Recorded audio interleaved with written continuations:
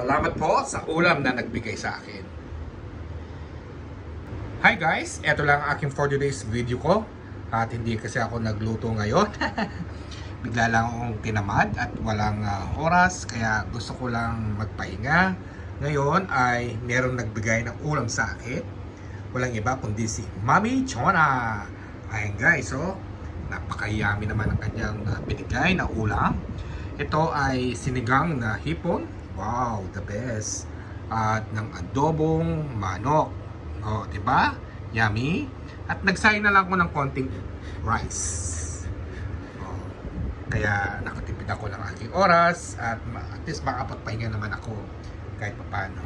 Big shoutout po kay Mami Chona sa ulam na kanyang binigay sa akin. Nakasave naman ako ng aking oras at least makapagpahinga na naman ako. Mami Chona, salamat po sa pagkain.